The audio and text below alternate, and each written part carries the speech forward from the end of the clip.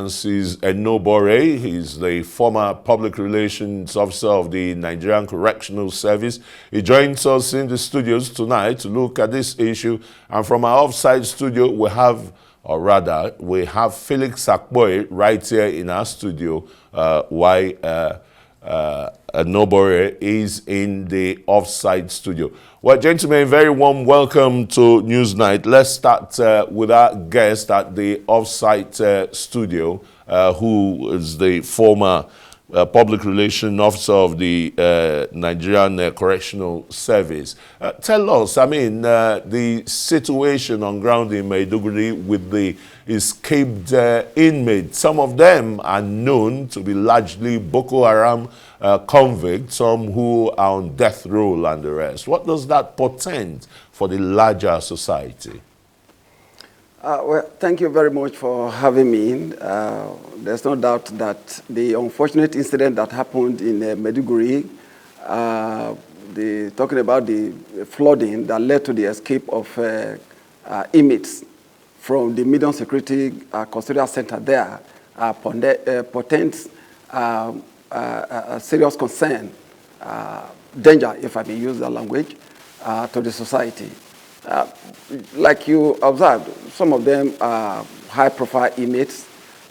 We see as a very dangerous element, that may compromise security, to life and property, in the city and even the contiguous states. Like we have always said, it's unfortunate that the incident happened because it's purely force majeure. It has nothing to do per se with anybody not doing what he was supposed to do or negligence. The entire city, almost half of it, according to the report we also got from NEMA, completely submerged. It's quite unfortunate. I think at this moment, what should be of concern to everybody, security, other security services, we have to appreciate them because they have actually shown the needed synergy to ensure that not only the lives of some of them are rescued from the devastating flood, to also ensure that the fleeing inmates are recaptured. I think what should be the concern now is how we can galvanize our effort, how we can use different platforms, how we can synergize not only the security services, members of the public, concerned individuals, how we can recapture those that are on the run, because we cannot talk of promoting any peace, socioeconomic development when you have a chaotic environment, populated by felons. I think that should be our concern. And of course, there are roadmaps to achieving that. What we need to do is just to strategize, because in other climes where inmates are on the run, the magic that happened there, where you hear that someone escaped under a couple of hours or months is recaptured, there is nothing magical about it. It's a question of running the bio data with other services, different platforms. You are able to track the movement of a fugitive wherever he transacts e-business or wherever he does anything that has to do with the use of IT. He's immediately flagged. So I am beginning to see the possibility of having a designated authority in Nigeria, which of course will not go beyond the office of the National Security Advisor, so that he can coordinate the use of data generated by the Nigerian Correctional Service to recapture any fleeing inmate. All right, Francis, we'll come to you, and I'll come back to you rather, to expatiate further on how, to track escaped prison inmates. But let me come to you, Felix, in the studio here with me, Felix Akpoi, that the Maiduguri Correctional Center was built in 1907. It came down, or it gave, a leeway for the inmates to escape, just like we saw in Suleja a couple of months ago, after very heavy rains, you know, in that state, the walls of the prisons in Suleja caved in and several hundreds of inmates escaped. Does that not bespeak of the nature of the structural facility of Nigerian correctional centers, Felix? It is. It's an issue of concern to not just the correctional service as a service, but also to all of us as Nigerians. Because the idea is that the correctional center is aimed at validating or helping inmates to live a better life. That was why the name was changed to from prison to a correctional center. And so if the purpose of which is not meeting, we are not getting the actual result, it calls for concern for all of us to have a review of what next should be done on how to better the society and vis-a-vis the inmates as well. But going by the structural design, 1907 is quite a long time, telling us that most of the facilities we have, from statistics I was also told, that we have over 240 correctional centers across Nigeria. The question now is, how many of these correctional centers actually has been revisited by way of fortification? Is it only when we have issues of escape, or maybe there is a jailbreak that will be, maybe every authorities will now sit up, and then sooner or later you see review and also rebuilding of the center? I think that something should be done. There should be a proactive measure ensuring that these things does not occur often and on. But considering the case of Maiduguri as a case study, Maiduguri case is quite unfortunate. It is a case that happened that we can relate to natural disaster. So we have little or nobody to hold responsible for this. But looking at the Suleja case you mentioned, I felt that would have been avoided if the authority has stepped in at the right time, because this also was built, I was told, pre-colonial era, and it had been there for a long time. So the fortification they have done now, if that was done maybe some years ago, 2 years, 4 years back, probably that event or that incident would have been avoided.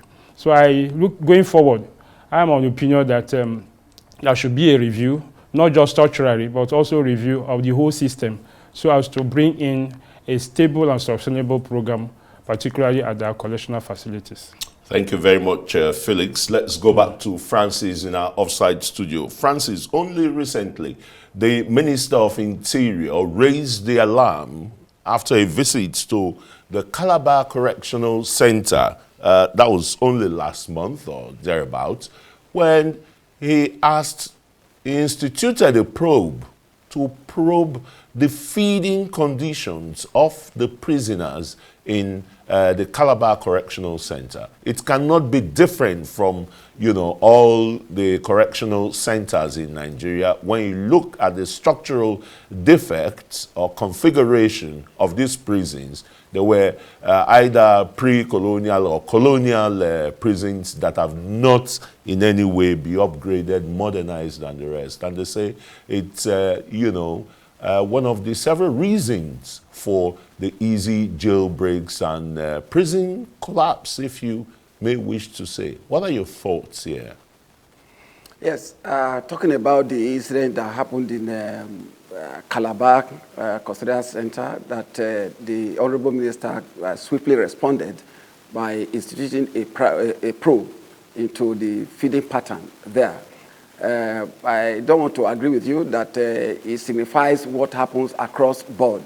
To the best of my knowledge, we have different management patterns across board, talking about individual approach. Now, the response of the Honorable Minister should be commended in the sense that it shows someone that is in charge, someone that is not willing to compromise in his mandate, someone that is out to get the best, for the inmates, irrespective of their status. So if it is established, let us not forget that it's a probe that was instituted. However, I want to believe that if it is established that what was shown in some of the footages it happened to be true, I'm sure the Honorable Minister has the capacity to take appropriate action against any erring officer. So the approach, the mindset has always been to provide the very best for those that are in incarceration, because that is their, but the last bus stop, if you may use that language. You, the officer in charge, you are their father, you are their mother, you are their closest relative. If anything goes out of control, if you refuse to provide for them what they are supposed to have, it means they will get nothing. So I want to believe that the Honorable Minister has taken the right step in the right direction in that manner.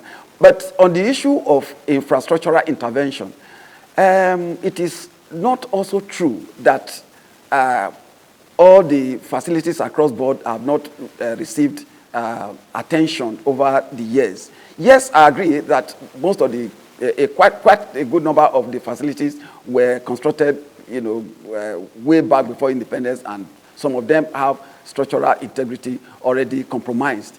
But you recall that between 2016, 2018, thereabout, there was a wide intervention of structural, revisit in some of the custodial centers. And across, but you are a journalist, you have wider reach than any other person. You can confirm there are so many new structures that have been brought on board.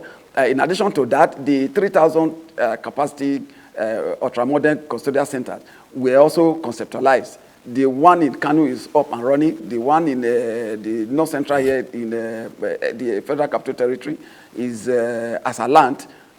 It's close to 75% completed now, and so many other ones coming up in, across the state geopolitical zones in the country.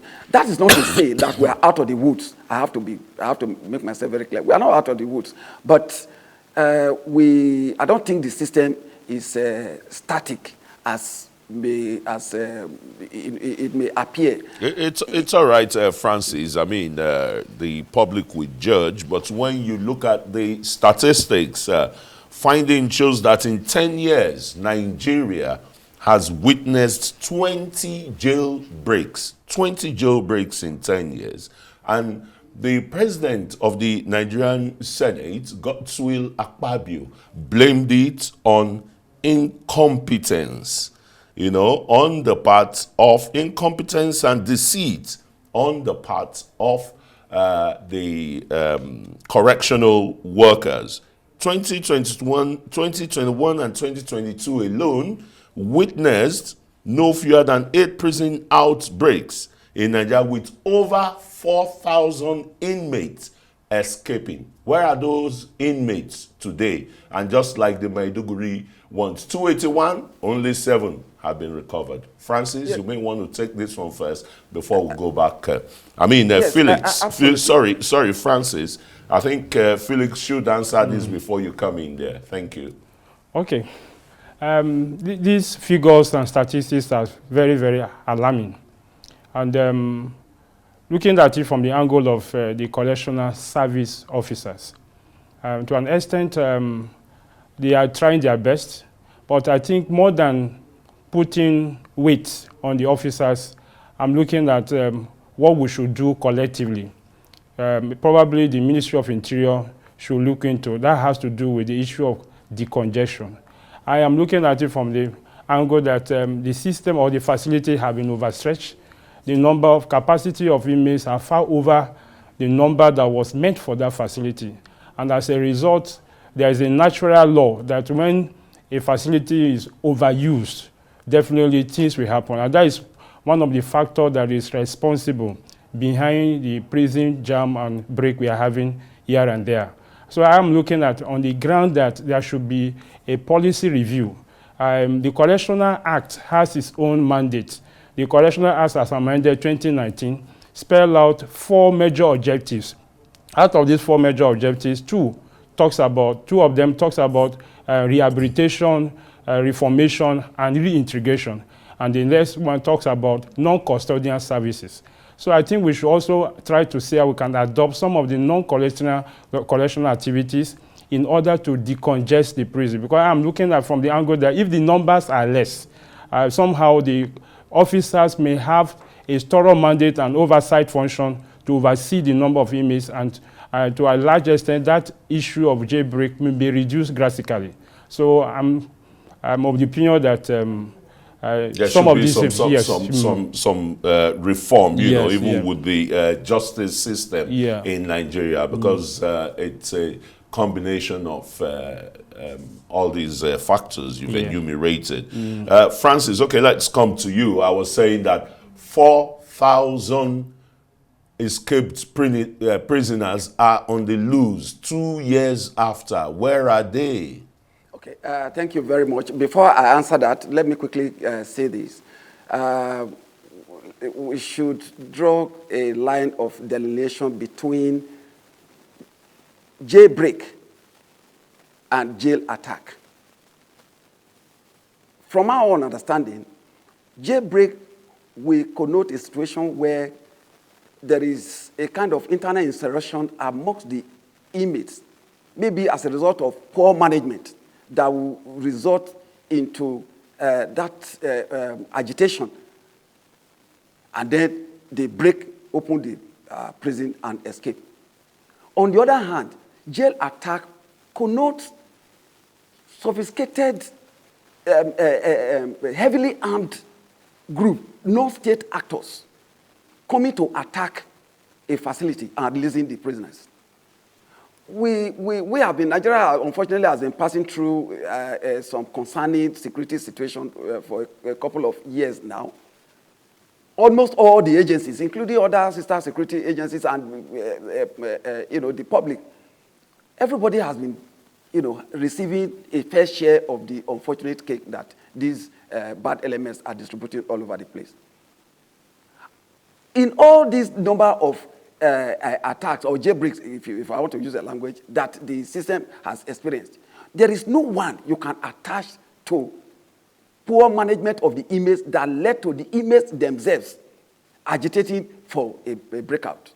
And I want to link what my fellow discussant talked about, decongestion the facility. And that's a very fantastic point he made.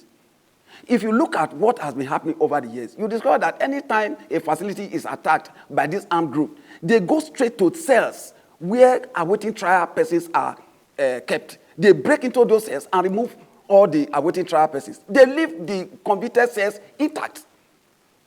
This has been a pattern over time, and it shows that the interest is to remove those that are awaiting trial. And look at the configuration.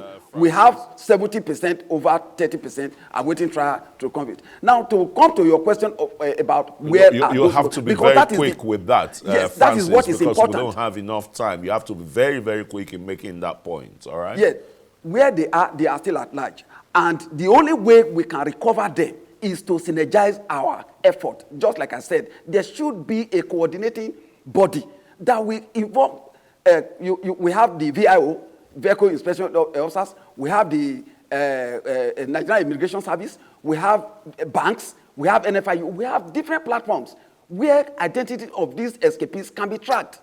And Let me round them up.